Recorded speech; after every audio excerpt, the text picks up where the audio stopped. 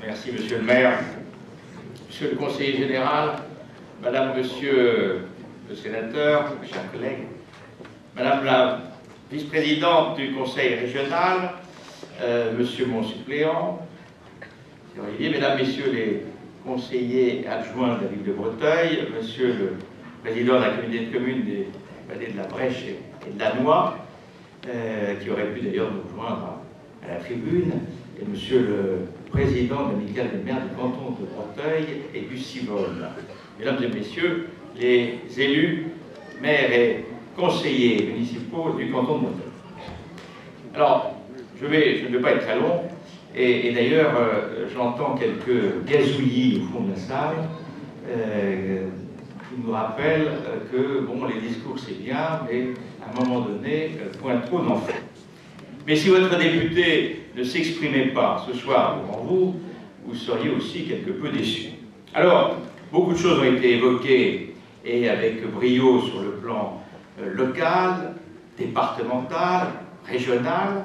Vous savez combien je suis attaché à tout ce qui se passe dans cette commune. Jean Coël a rappelé, et Jacques Cotel aussi très gentiment. Et nous essayons de faire au mieux avec Olivier et également avec Philippe Marigny auprès des communes pour venir en complément des aides de l'État et des aides du département et de la région. Et puis également, et je voudrais saluer dans cette salle, je sais qu'il y en a un certain nombre, des présidents, présidentes d'associations, qu'elles soient caritatives, sportives ou culturelles, auxquelles nous sommes très attachés à soutenir leur action. Mais parlons un petit peu de notre pays et parlons un petit peu de la situation nationale et internationale. Oh, certes, pas de façon trop péremptoire et pas de façon trop inquiétante. Mais au contraire, je voudrais, à l'aube de cette année nouvelle, et alors que les statistiques et données économiques, comme l'a rappelé monsieur le sénateur, ne sont pas toujours encourageantes, nous ne devons surtout pas sombrer dans le pessimisme, le défaitisme ou le fatalisme. La France peut et doit sortir de la spirale infernale de l'endettement et de la dépression. Elle a tout pour retrouver les chemins vertueux du dynamisme et de la création de richesses pour tous, mais pas à n'importe quelle condition. La prospérité ne se décrète pas, elle se crée, et elle rime toujours avec lucidité et volonté. Oui, notre planète et surtout nos sociétés occidentales sont confrontées à une crise économique, financière, sociale et surtout systémique sans pareil. Oui, notre État, comme la quasi-totalité des États d'Europe, comme les États-Unis, le Japon, est endetté, et même surendetté, pour avoir vécu à crédit depuis des décennies, dépensant plus que ce qu'il gagnait. Oui, nous sommes aujourd'hui confrontés à une concurrence redoutable de nations autrefois en développement et qui rattrapent désormais leur retard à pas de géant. Savez-vous ainsi que le Brésil vient de devenir la 6e puissance économique mondiale, dépassant le Royaume-Uni et nous talonnant désormais, que l'Inde et la Russie suivent ses traces et que tout indique que dans les années à venir, ces pays nous rattraperont. Il y a encore 10 ans, la Chine était loin derrière le Japon et l'Allemagne. Aujourd'hui, elle est loin devant. Et demain, elle enverra des hommes sur la Lune. Oui, de la chrysalide, de la mondialisation, a éclos un paysage inédit, une terra nova à laquelle la France doit s'adapter. Ce monde transfiguré, ce village planétaire qui nous fait peur, qui représente des dangers, mais aussi des opportunités extraordinaires. Depuis maintenant 30 ans, notre planète qui avait pendant des millénaires évolué lentement au rythme des saisons et des lents progrès techniques, s'est totalement métamorphosée. C'est l'heure des révolutions permanentes, des révolutions technologiques, démographiques, politiques, géostratégiques. Dans notre société de consommation et de communication à flux tendu, nos entreprises sont soumises à rude épreuve. Et la compétitivité, vous le savez, ne s'obtient pas d'un coup de baguette magique.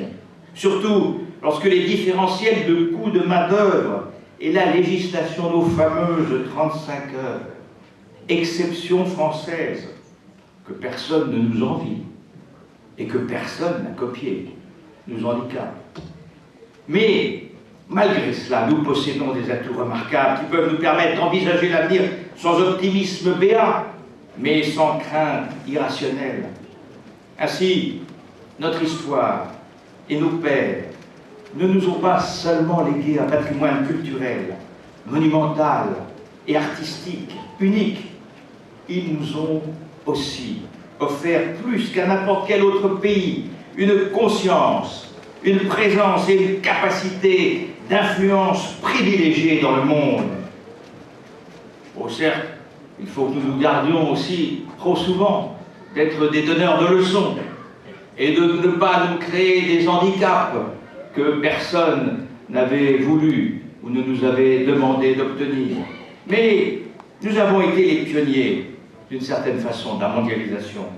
Oui, la francophonie est ainsi un trésor à ne pas oublier, et nous devons demain, plus encore qu'aujourd'hui, faire rimer mondialisation avec exportation. Alors, ceux qui veulent aujourd'hui démondialiser, hérisser nos frontières, oublient ainsi que près de 25% de notre économie vit de l'exportation.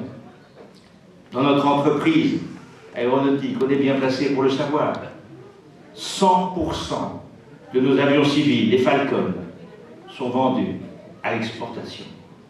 Mais le vrai secret de la réussite, c'est aujourd'hui ce que l'on appelle l'intelligence économique.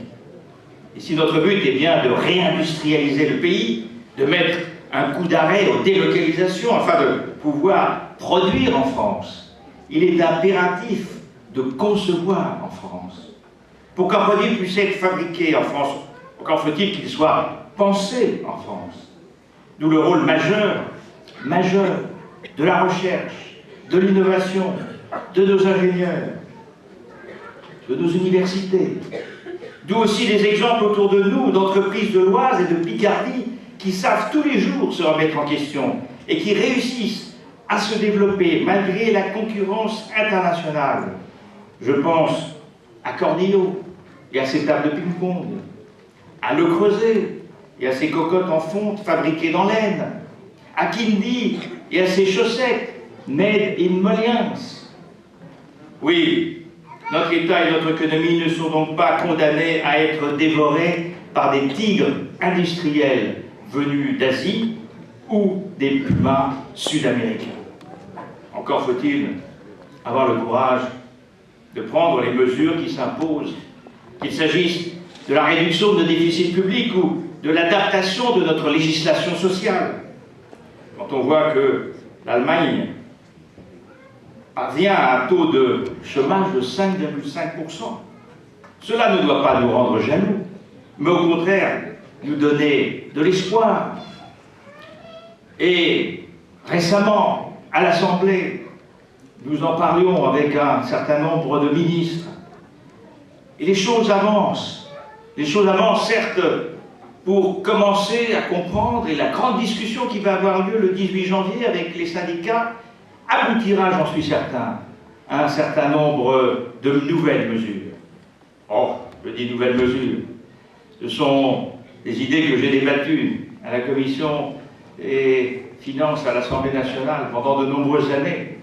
Et l'une d'entre elles, la flexibilité du travail.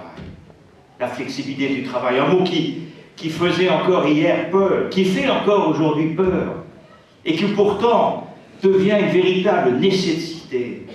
Trop de protection de l'emploi tue l'emploi. La rigidité de notre droit social est un handicap pour les entreprises, petites, moyennes et grandes, mais surtout les plus petites.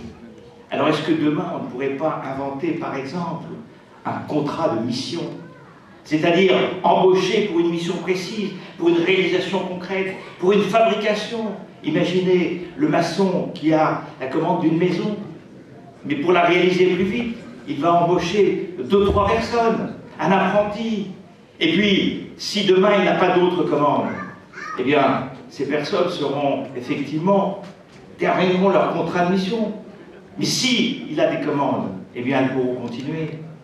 C'est cette volonté issue de la liberté, issue du courage, de la solidarité, et avec un peu de témérité, mais en gardant une certaine prudence. On ne peut pas imposer aux entreprises de créer des emplois si elles n'ont pas de commandes. Et on ne peut pas les empêcher de diminuer le nombre d'emplois si elles n'ont plus de commandes. Parfois, une suppression de 10 emplois peut en sauver une centaine. Je m'arrêterai là, dans ce cours, ou ce credo plutôt, d'économie auquel vous savez combien mes autres fonctions dans le groupe industriel familial sont attachées.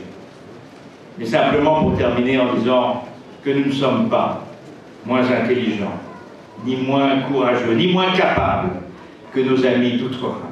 Alors n'oublions jamais que seul le courage permet l'espoir, que travailler, chercher, innover, c'est ainsi que le mot France pourra de nouveau rimer avec croissance, confiance et surtout espérance. Vive Bretagne, vive le canton de Breteuil, vive l'Oise et vive la France!